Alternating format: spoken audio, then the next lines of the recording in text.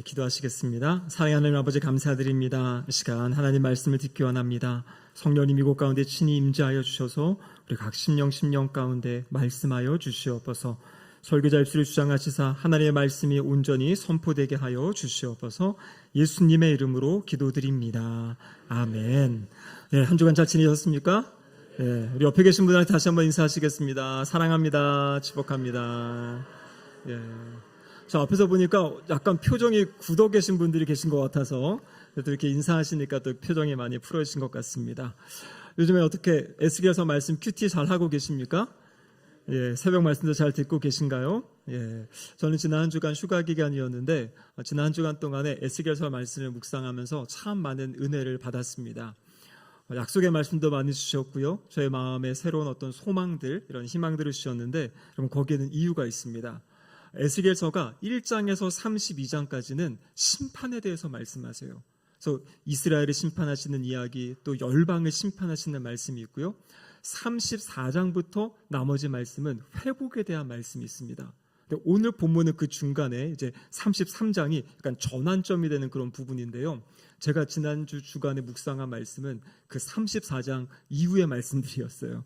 저는 성경 생명의 삶 일정보다 한 주간 빨리 이렇게 큐티를 하고 있는데, 그래서 그 말씀을 들을 때마다 하나님은 심판하기를 즐거워하시는 하나님이 아니라 하나님은 살리시기 원하시고 회복시키시기 원하시고 또 성도들의 삶에 복을 주시기 원하시는 분이구나라는 것을 다시 한번 말씀을 통해 많이 느끼고 또 많은 은혜를 누렸습니다. 그래서 앞으로 아마 우리 이제 새벽 예배 때도 마찬가지고 앞으로 주일 설교 때에도 한 3번 정도 더 에스겔서 말씀을 나누게 되는데요. 말씀을 통해서 하나님 주시는 그런 회복을 또 기대하시는 그런 시간이 되시면 좋을 것 같습니다. 지난주 우리가 나눈 말씀에 보면 이 무너지는 자랑 또 부러지는 지팡이에 대해서 이야기를 나눴죠. 애굽이 아주 교만하였습니다. 자신에게 하나님이 주신 그 은혜를 가지고 내가 이루었다, 내가 했다, 그런 교만함. 근데 그 교만함을 또 붙잡았던 이스라엘 백성들이 있었죠. 근데 결국에 그것은 부러져 버리는 갈대, 이거 의지할 수 없는 어떤 그러한 지팡이였음을 성경은 이야기하고 있습니다. 여러분 생각해 보십시오. 애굽이 무너지고 이스라엘이 붙잡았던 지팡이가 무너집니다. 없어집니다. 그리고 자신들은 이제 더 이상 소망이 없다, 희망이 없다. 그러한 절망 가운데 있는 이야기가 오늘 지금 이 에스겔서 33장의 말씀입니다. 근데 여러분 이 33장의 말씀 오늘 살펴보겠지만 하나님은 근데 이 안에서도 이들에게 생명의 길을 제시하시면서 나는 너희가 살아나기를 원한다. 나는 너희가 살아나기를 원한다. 하나님 우리에게 말씀해주고 계십니다. 그러면 어떻게 우리가 다시 살아날 수 있는지 하나님의 말씀을 통해 이야기를 나누도록 하겠습니다. 첫 번째는 무엇이냐면요, 절망에 머물러 있지 말고 하나님께로 돌아서야 합니다. 절망에 머물러 있지 말고 하나님께로 돌아서야 합니다. 오늘 본문 10절에 보시면 절망에 빠진 이스라엘 백성들의 모습을 기록하고 있습니다. 우리 10절 말씀 같이 한번 읽어보겠습니다.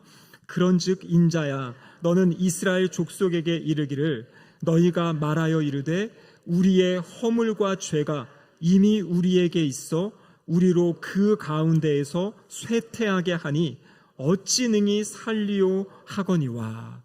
지금 이스라엘 백성의 상황을 이야기합니다. 이스라엘 족속에게 말하여라. 이스라엘 백성들이 뭐라고 이야기하고 있냐면 지금 우리가 허물과 죄, 그것 때문에 우리가 쇠퇴하게 됐다, 이스라엘 백성들이 이야기하고 있는 것이에요.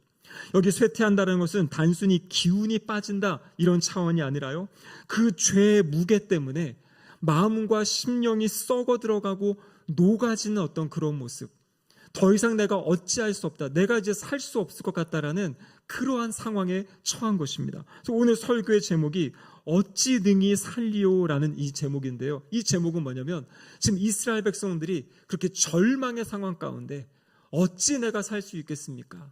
나 이제 더 이상 살 힘이 없습니다. 살 능력이 없습니다.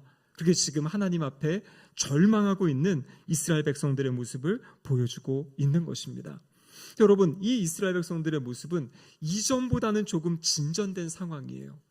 에스겔서 18장에 보면요, 그때 이런 이야기를 합니다.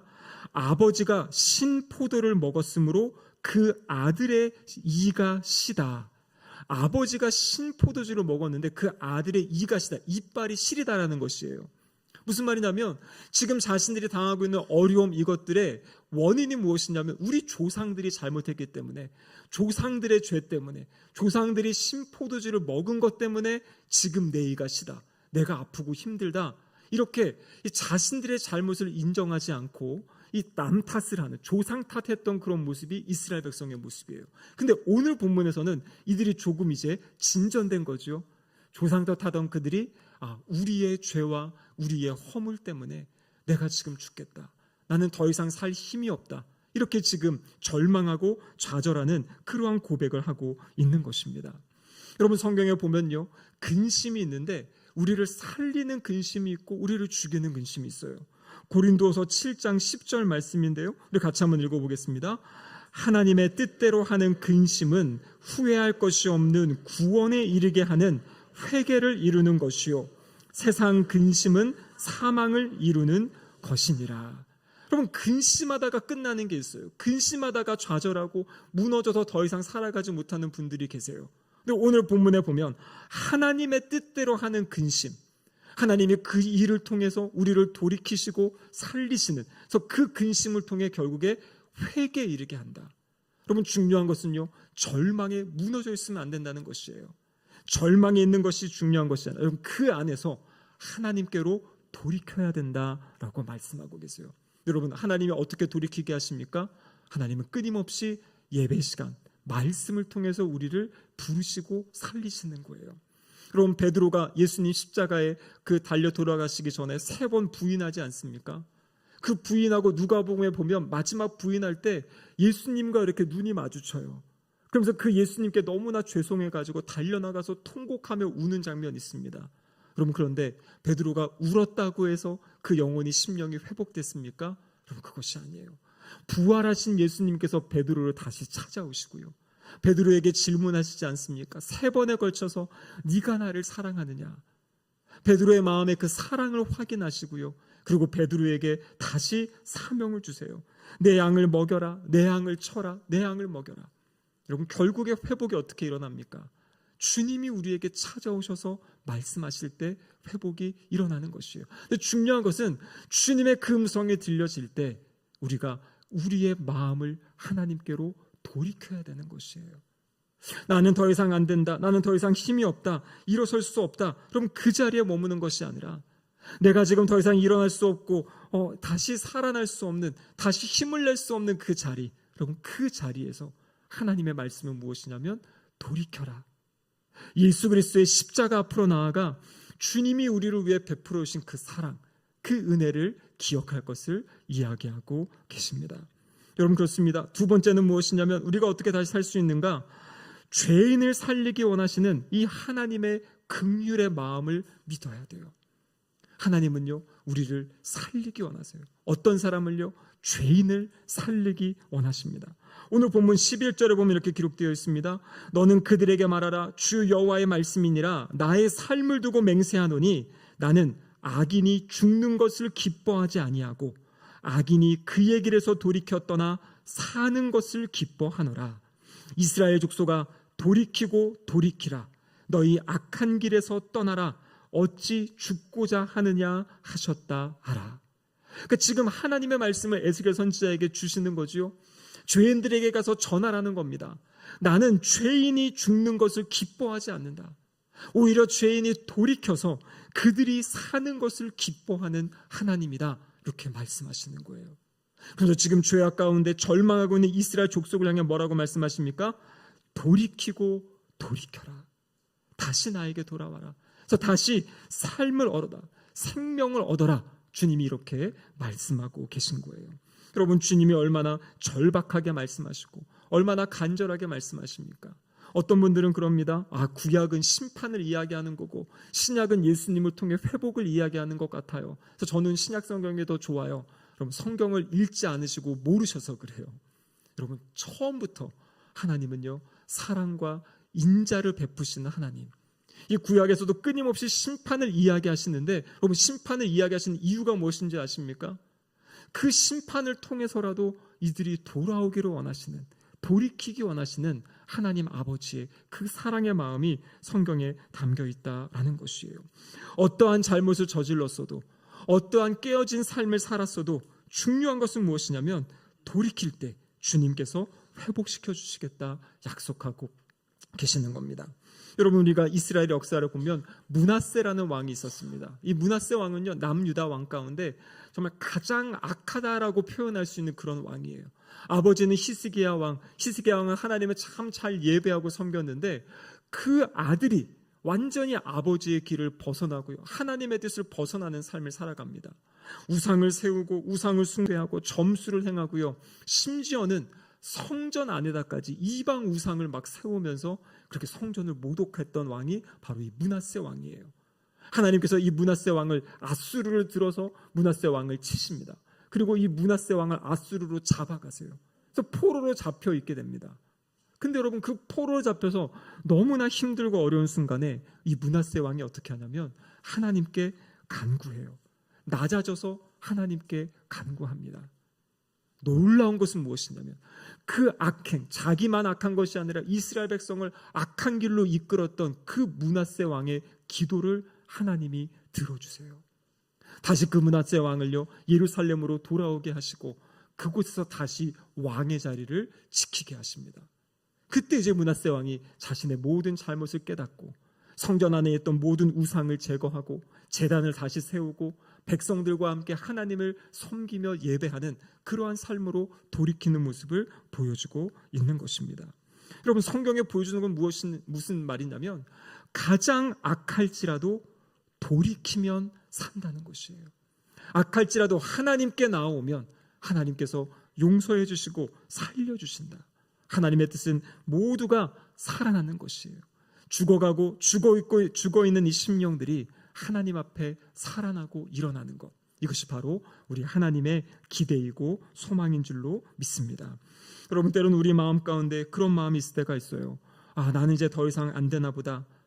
하나님이 이것까지 용서해 주실까? 아니, 너무 반복적으로 습관적으로 짓는 이 죄 때문에 너무 하나님께 구하기도 참 민망하다.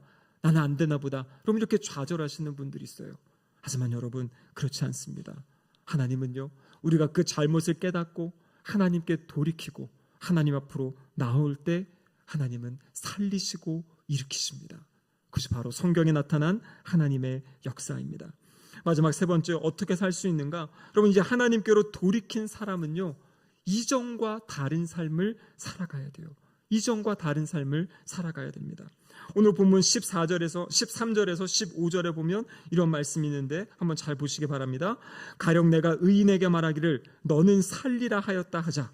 그가 그 공의를 스스로 믿고 죄악을 행하면 그 모든 의로운 행위가 하나도 기억되지 아니하리니 그가 그 지은 죄악으로 말미암아 곧 그 안에서 죽으리라. 가령 내가 악인에게 말하기를 너는 죽으리라 하였다 하자. 그가 돌이켜 자기의 죄에서 떠나서 정의와 공의로 행하여 저당물을 도로 주며 강탈한 물건을 돌려보내고 생명의 율례를 지켜 행하여 죄악을 범하지 아니하면 그가 반드시 살고 죽지 아니할지라. 여러분, 이 말씀은 이 사람들이 가지고 있는 두 가지의 잘못된 생각을 지금 바로잡아 주시는 겁니다. 첫 번째는 무엇이냐면 이런 거죠. 나는 예전에 열심히 신앙생활했어. 나는 하나님 잘 믿었어. 근데 지금은 내가 좀 상황이 아니니까 나는 조금 이렇게 해도 괜찮을 거야. 과거에 내가 해온 게 있으니까 하나님은 그것을 보시고 지금 나의 이 모습을 그냥 받아주실 거야. 용서해 주실 거야. 이러한 착각을 하는 모습이 있고요. 또 하나는 무엇이냐면 과거에 내가 지은 죄가 너무나 커서 이거는 하나님도 용서하지 못하실 거야. 내가 지금 다시 돌이킨다 해도 가망이 없을 것 같아. 그럼 지금 그 두 가지의 상황을 이 13절에서 15절에 이야기하고 있는 것이에요. 여러분, 하나님의 말씀은 무엇입니까? 과거의 선행이 오늘의 불순종을 덮어줄 수 없고요. 과거의 그 죄악이 오늘 내가 하나님께 나아가는 것을 막을 수 없다라는 것이에요. 중요한 것은 무엇이냐면 지금 이 순간이 중요한 거예요. 지금 내가 하나님과 어떠한 관계를 가지고 있고 내가 하나님과 어떠한 사랑의 관계를 지금 가지고 살아가는가. 지금 우리의 마음과 심령의 상태가 중요하다라는 것을 말씀하고 계십니다. 여러분, 여러분의 마음은 어떻습니까? 여러분의 심령은 어떻습니까? 제가 이 휴가 기간 동안에 저희 아들에게 추억을 만들어주고 싶어가지고 아들에게 이야기했어요. 오늘 아빠와 갈 데가 있다. 아빠가 아침에 큐티했는데 딱 마음에 감동을 주셨다. 저희 아들이 나오면서 이러더라고요. 설마 기도원은 아니죠? 저희 아이가 영적으로 깨어 있습니다. 그래가지고 맞아. 아빠 책에 보면 나와 있는 그 아빠가 은혜를 받은 그 기도원을 너를 한번 데려가고 싶다. 그래서 너도 그 예배의 자리, 그 자리에 가고 싶다 해가지고 아이를 데리고 갔습니다. 그래서 이 아이가 순종을 해가지고요. 끝나면 맛있는 거 사줄게 이래가지고 이제 데려갔는데 너무나 은혜였어요. 제가 최근 몇 년 동안 오살레 기도원 갈 때 너무나 이렇게 좀 듬성듬성 앉아 계시고 그래가지고 참 안타깝다 했는데 무슨 집회가 있어가지고요. 그 큰 예배당이 가득 차가지고 막 바닥에 예전에 봤던 대로 돗자리 깔고 앉아가지고 거기서 막 예배드리는 그 모습. 그래서 저희 아이들이 그 모습을 보여주고 이제 마지막에 막 기도하는 모습도 이렇게 보여주는데 그때 강사 목사님이 그 말씀하시더라고요. 저는 그 말씀 딱 하나 듣고 내려왔습니다. 지금 하나님을 얼마나 사랑하고 있는가? 그거 물으셨어요. 신앙생활을 어떻게 열심히 하는지 뭐 말씀을 얼마나 읽고 이게 아니라 지금 그 마음에 하나님의 사랑의 감동이 있습니까? 그 감동이 없다면 주님께로 돌이켜야 됩니다. 나는 지금 어떠한 죄 짓지 않고 나는 지금 이것도 열심히 하고 저것도 열심히 다 잘하고 있어요. 근데 그러면 그것보다 중요한 게 뭐냐면 우리의 마음의 심령이에요. 심령. 지금 내가 그 하나님의 사랑에 젖어 하나님의 은혜에 감사하며 하나님의 뜻을 위해 내가 지금 살아가고 있는지, 아니면 나의 마음이 묻어지고 단단해지고 굳어져가지고 나 과거에 다 해봤어. 나도 그거 다 했는데 그때 그런 거지. 그런 은혜가 있는 거야. 이렇게 체념하는 것만큼 여러분 안 좋은 모습이 없는 것이에요. 이제 우리가 다음번에 이제 수련회도 앞두고 있죠. 여기 어르신들은 과거에 수련회 또 많이 가보셨을 거예요. 그치? 수련회 가면 이렇게 되고 저렇게 되고 저렇게 되고 다 머리에 들어있을 겁니다. 여러분 넘어서셔야 돼요. 기대하는 마음, 소망하는 마음. 과거에 그렇게 만나셨던 하나님께서 오늘 이 순간에 나를 어떻게 만나주실지, 나에게 무엇을 말씀하실지, 나에게 무엇을 기대하시는지, 여러분 그 주의 음성을 기대하며 소망하는 마음, 그 마음이 바로 살아있는 심령, 깨어있는 심령입니다. 나는 이런 죄도 짓지 않고 저런 죄도 짓지 않고 난 그냥 살고 있어. 그럼 그 수준을 넘어서서 오늘 주시는 주님의 말씀은 무엇입니까? 살게 하겠다, 살게 하겠다, 살려주겠다라는 것이에요. 산다는 것은 무엇입니까? 하나님과 동행하면서 삶의 열정을 가지고 살아가는 거예요. 매일매일 주어지는 똑같은 삶이 아니라 오늘은 하나님이 나의 삶에 무슨 일을 행하실지, 하나님이 나의 삶을 통해 어떠한 역사를 행하실지 여러분 기대하는 삶, 그리고 하나님 나라를 제가 이렇게 헌신하겠습니다라고 하나님께 무엇인가 이렇게 외치며 또 때로는 서원하며 도전하는 그런 그러한 믿음의 삶. 그래서 하나님께서 우리의 삶을 통해 또 우리의 교회를 통해 우리의 가정을 통해 역사해 가시는 것을 보면서 하나님 살아계십니다. 하나님 이렇게 하나님의 일을 이루십니다. 그럼 이렇게 고백할 수 있는 삶. 그래서 마음이 심장이 두근거리는 삶. 설교하셨던 목사님이 본인이 처음 낸 설교집의 제목이 하나님과 연애하라라는 그런 책이었대요. 여러분 근데 느낌이 다르지 않습니까? 하나님을 사랑하라라는 단어와 하나님과 연애하라. 굳어지지 않고 계속 그 사랑의 친밀함을 지켜가는 삶. 여러분 지금 우리가 그런 마음이 아니라면 오늘 본문 우리에게 말씀하십니다.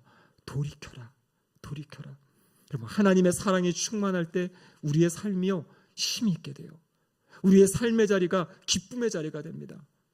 그냥 지루한 자리가 아니라 하나님이 주시는 그 사랑, 하나님이 나의 삶을 통해 행하실 그 일들, 여러분 소망하며 기대하며 살아가는 놀라운 자리가 된다라고 말씀하고 계십니다. 여러분 그렇습니다. 오늘 말씀은 우리가 착하게 살고 공의를 행하면 하나님이 우리를 구원하시고 그렇지 않다. 결코 그렇지 않아요. 우리의 구원은 오직 하나님의 그 사랑, 십자가의 그 은혜 거기에 있는 줄로 믿습니다. 오늘 말씀은요 그 구원받은 사람의 삶을 이야기하는 것이에요. 구원받았음에도 불구하고 복음에 감격 없이 살아가는 사람들이 얼마나 많습니까? 오히려 교회 나와 예배드리는 것이 나를 힘들게 하는 것이다라고 생각하며 신앙생활 하시는 그런 안타까운 분도 계세요. 여러분 주님과 동행하는 삶은요 생명력 있는 삶이에요. 살아있는 삶, 신명나는 삶, 기쁨이 넘치고 감사가 넘치는 복된 삶입니다. 아픔이 없기 때문에 그런 것이 아닙니다. 아픔이 있어요. 근데 하나님은 그 아픔을 통해서도 우리를 하나님께로 돌이키시고요. 더 하나님을 의지할 수밖에 없고 하나님을 신뢰할 수밖에 없게 하시는 그 하나님의 사랑에 쌓이는 줄로 믿습니다. 제가 다시 한번 주님, 제가 주님을 더 사랑하겠습니다. 주님과 그 뜨거운 사랑의 관계를 제가 회복하겠습니다. 주님께로 돌이키겠습니다. 절망하지 않고 이 삶의 자리를 일어나 생명력 있는 삶 살아가겠습니다. 그 은혜의 고백을 하나님께 응답의 고백으로 드리는 우리 모든 성도님들 되시기를 주님의 이름으로 축복합니다. 아멘. 기도하시겠습니다. 사랑의 하나님 아버지 감사드립니다. 우리를 살리시기 원하시고 일으키기 원하시고 우리를 하나님 나라 일에 동역하게 원하시는 하나님의 뜻을 알게 하여 주시옵소서. 나의 연약함, 나의 부족함, 나의 환경의 어려움을 보지 않게 하시고 그 모든 것 위에 뛰어나신 우리 주님을 바라보며 믿음의 소망을 가지고 일어나는 우리 모두 될 수 있도록 역사하여 주시옵소서. 예수님의 이름으로 기도드립니다. 아멘.